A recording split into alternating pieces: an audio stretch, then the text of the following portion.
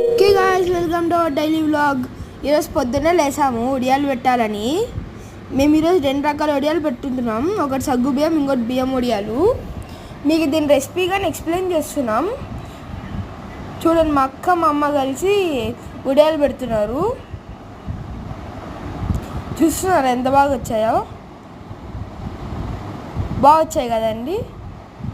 ఇప్పుడు వచ్చే సగ్గు బియ్యం వడియాలు మా అమ్మ ఎక్స్ప్లెయిన్ చేస్తారు. దాంతోపాటు బియ్యం వడియాలు కానీ అట్లా ఎక్స్ప్లెయిన్ చేస్తున్నారు, వినండి. హాయ్ అండి అందరికీ.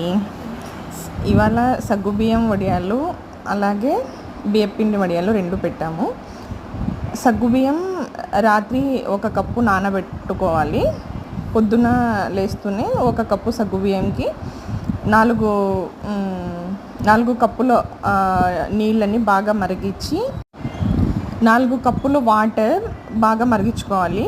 వాటర్ మరిగేటప్పుడు కొంచెం చిల్లీ ఫ్లేక్స్, మరి సాల్ట్, కొంచెం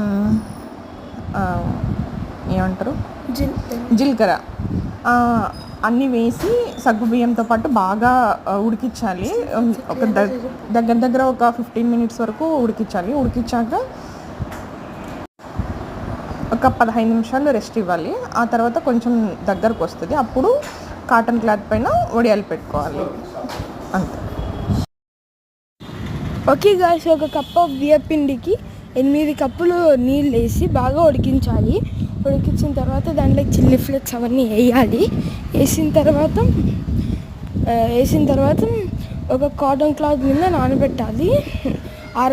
ఆరబెట్టిన తర్వాత మార్నింగ్ 7 గంటల నుంచి మధ్యాహ్నం 12 గంటల దాకా అయితే సరిపోతుంది. ఆ తర్వాత దాన్ని తీసుకొని వచ్చి క్లాత్ని రివర్స్ చేసి బాగా తడపాలి గాయ్స్. తడిపిన తర్వాత ఈజీ కూడా వచ్చేసేస్తుంది. అంతే గాయ్స్. ఇంకా మళ్ళీ దాంట్లో రివర్స్ పక్కకు తిప్పుకున్నాక కొన్ని ఆరని ఉంటాయి కదా, అవి తీసుకొని వచ్చి మళ్ళీ ఎండలో ఆరబెట్టండి. అంతే గాయ్స్. మళ్ళీ మీరు ఒకసారి దాన్ని నూనెలో ఎంచుకొని ట్రై చేయండి. ట్రై చేసిన తర్వాత ఎట్లా వచ్చాయో కామెంట్ చేయండి.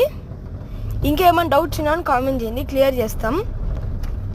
Thank you for watching. Please do like and subscribe. Like చేయడం మాత్రం మర్చిపోద్దండి. Thank you.